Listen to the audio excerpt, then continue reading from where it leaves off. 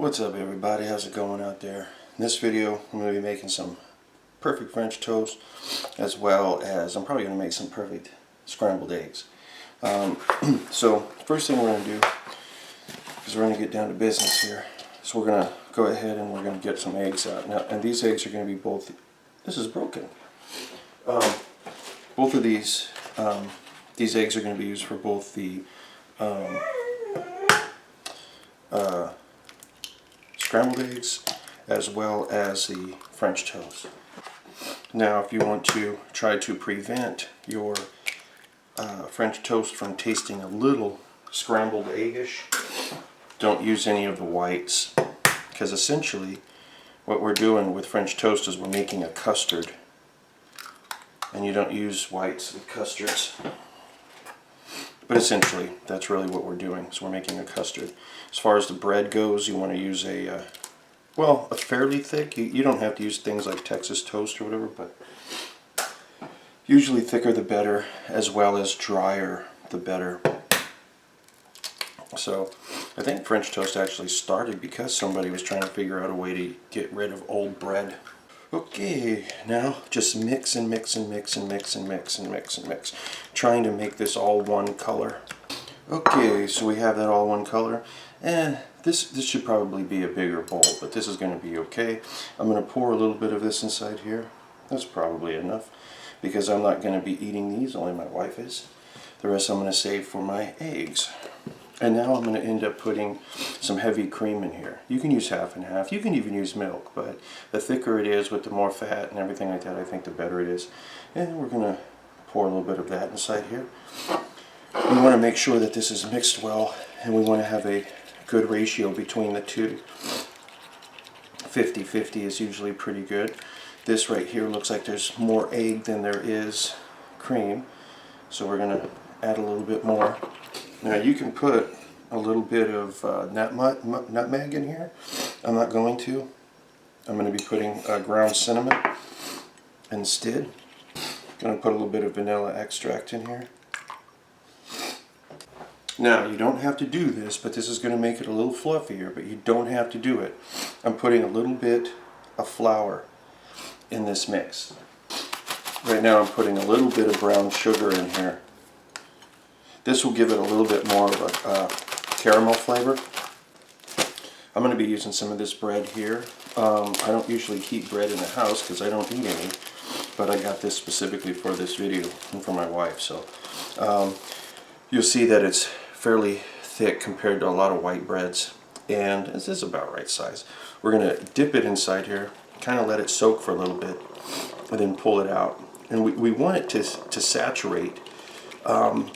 But one of the biggest problems with French toast is a lot of times if you let it set for too long, you try cooking it, it becomes flat in the middle.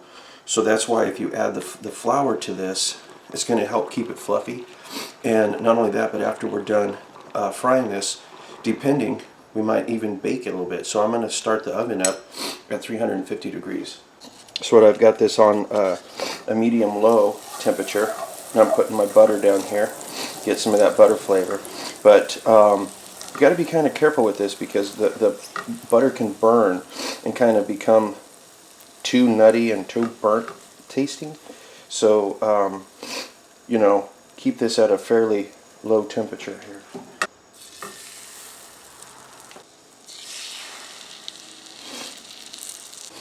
If we try to cook it too quickly, it's not only going to burn the butter, but it's going to end up like cooking the outside and keeping the inside like wet, and we don't want to do that.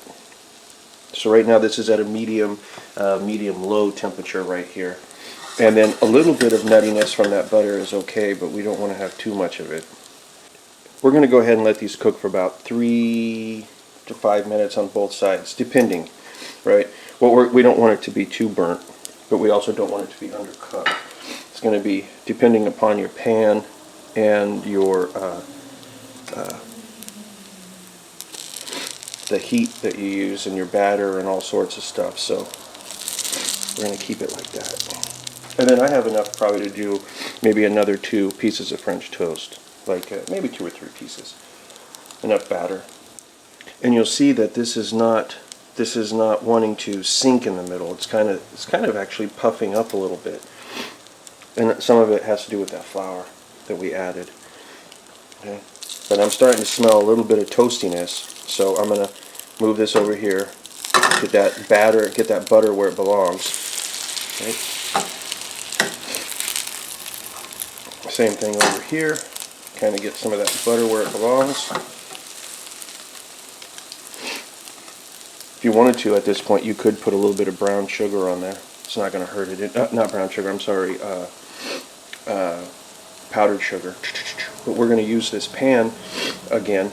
I'm paying really close attention to the smoke of this and the smell of the burn, because I don't want this to get overly cooked. Okay, I've got maybe another minute on this. The butter is getting ready to start burning, so but I'm going to use this pan again. Now what I could do is take the butter out, take these, put it inside the oven, and then let this kind of finish baking a little bit, and then it would add a little bit more strength to the French toast, because it would cook the inside a little bit better.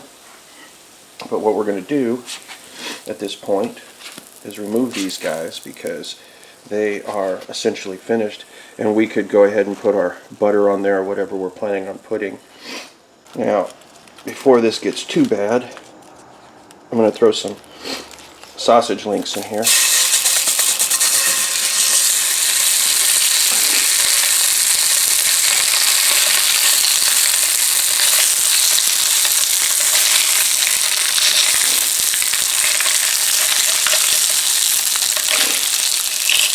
And these are maple sausage links. So you kind of divide these up in the pan, and then that will stop the smoking. And then the fat rendered from this will mix with the butter, and it'll kind of stop all of that. But what I'm going to do is I'm going to let these guys cook for a little while, and every now and then turn them over, because I want to cook them through all sides to make sure that this is completely cooked all the way through. Another thing that you can do is actually put water in here up to about halfway past the sausage, and then let the water almost boil out of there, and you'll know for sure that it's cooked all the way through. That's if you need to. Now with this, all you have to do is just wait maybe 2 minutes or 3 minutes on each side, and it'll be cooked all the way through. But you'll see that these have been setting, and they still haven't sunk in the middle. So let's go ahead and get these eggs started. Now, you'll notice that I didn't add any milk or anything to the eggs. There's no need to. And a lot of times if you do that, it kind of separates. You don't really need to do that. I know why people do it, but you don't need to. Okay, but we got some. We have a semi-hot pan. I've got this on low heat. Okay, and I'm just going to take some butter and melt a considerable amount of butter down here. Even though this is a non-stick pan, I want that butter flavor in these eggs. Okay. Now we're going to take our eggs, pour them in, take a little bit of salt, and you see that I'm salting it before the egg actually is cooked. Okay, and now I'm going to leave it alone. Okay, if you're going to put black pepper on it, put it on after, near the time that it's almost done. Don't do it now. And you might have to add a little bit more salt, but this right now, I'm just going to leave it alone. I'm not going to touch it, I'm not going to turn it, I'm not going to spin it, I'm not going to do any of that stuff. I'm going to leave it alone. Now if you wanted to, you could do some over easy eggs in that sausage fat. That'd be good. It'd be trucker style, you know. But some people, they get turned off with the grease and stuff around the eggs. Now the way that I'm doing this is going to be very similar to a fried egg, okay? But I think scrambled eggs should be fluffy, and quite honestly, I mean, a fried egg, a scrambled egg, same thing, except just one's torn apart, right? A lot of times with fried eggs, they have a tendency to be real thin and rubbery. We're trying to avoid that. We're trying to make this not be rubbery at all. And what causes the rubberiness is overcooking and trying to cook through it too quickly. So this is why I'm doing it on medium low heat. This is the temperature is really low on this. And with eggs, The rule of thumb is generally this: cook it at low temperature till it's almost done, then turn the heat up. And you do the same thing with like a over easy egg. So what will happen is, like, you cook the over easy on a low temperature for a long time. Right when you get ready to turn it over, turn the temperature up. And then also, if the egg is cooked in the pan, it's going to be overcooked on the plate, right? So keep that in mind. You want this to be 95% cooked before you plate it, because there's carryover heat and it's going to cook the rest on the plate. Okay, so now what we're going to do is we're going to take the egg and we're just going to kind of push it in like this, and the part that's been cooked on the bottom we're bringing to the middle, and we're allowing some of this new egg that hasn't really been heated yet to come in contact with the plate. And then now we're going to let that set, and we're going to do the same thing. Just cooking with the flour and stuff has got my allergies going. But now we're going to do the same thing. We're going to take the egg, and we're trying to get as much of this yolk and stuff in contact with the pan here. Okay. And then here in just a second, what we're going to do is we're going to kind of cut this in half or into quarters, and we're just going to flip it.